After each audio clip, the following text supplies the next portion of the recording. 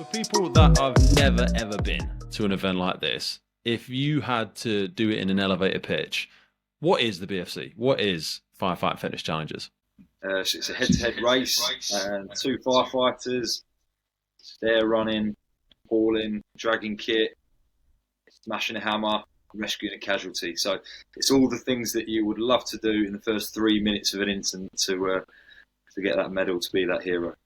I think the next few years will be interesting because we are endorsed by the NFCC and the Firefit steering group, and like you say, we're helping, and we've got Chrissy as an ambassador for the women in the fire service. So we're making the right footsteps. It's just getting it right, because we are a fire service. So it's about making sure that the money that comes in from the corporate sponsors covers all the costs, because we wouldn't ever want to put, and we don't want to put any financial burden onto a fire service and to the UK taxpayer. So we want to make sure that we're doing it right. We want to make sure that we're raising money for the Firefighters charity as well. So that's where we've got to make sure it's all signed and sealed so that the fire services sign up to it. And I don't think it always has to be. We've gone bigger and bigger and bigger. And that's where, like, Manchester was brilliant this year, and Liverpool will be fantastic next year, because I'm sure we'll talk about it later, we're doubling up with Pride next year as well. So the atmosphere is going to be insane. But I think we've spoke about that. I think we might look at, in future years, going back to a Bury St Edmunds, somewhere a little bit more smaller scale, kind of just rein it back in again and have a little sort of town feel again, and smaller and more intimate setting, if you know what I mean, because we've gone big city centre recently. So this year, slightly different setup. Previously, we had certain age categories on certain days. This year, based on feedback, we want to open it out to anyone to pick which day they want to actually race. So there will be 200 entries available on the Saturday. That will range from 9 till 5, and then in Sunday morning there'll be another 100 people that can enter as well.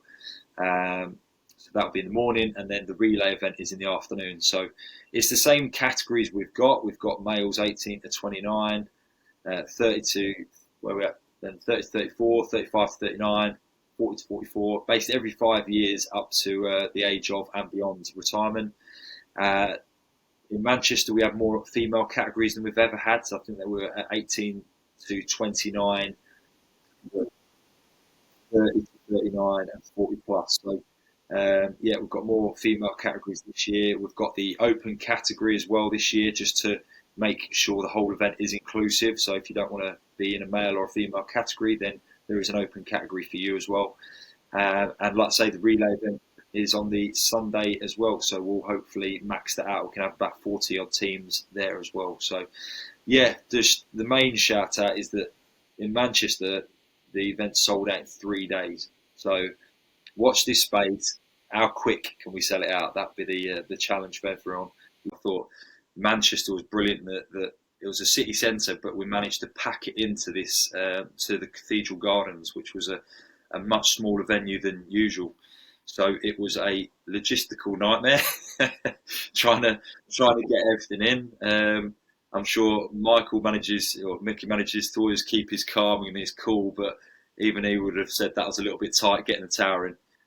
But the benefits, it was fantastic. We kept everyone together this year. We had food, there was pizza, there was tea, coffee, there was a bar, so you could have a beer. It just meant that we kept everybody together for the whole event. And I mean, you could see from the videos, and when you were doing your comparing, the place was rocking. The amount of people that we kept around the course, we created like an arena, and that's definitely something that we need to take forward and try and keep recreating that arena. If you look around the world, I know the Firefighter Combat Challenge model is highly sponsored and raises a lot of money, but it's also very expensive to enter. We've always had the model of what's good for us is that it only costs £30 for a competitor to enter. So it's not £100 and something like High Rocks or all these different events that are popping up now, Wadland, and events that are just the great events. Doing the Ironman last year, fantastic, but you can't do many of them. It's expensive. So we've always had the template to say, look, we want as many people to enter as possible, and we'll keep it as reasonable as possible at £30, and we'll try and put the costs onto the corporate sponsors. We've now got to the point where we're maxed out our event. So I suppose our template for what looks good is that we're trying to work with like Cheshire, who started up a regional challenge, with Mid and West Wales.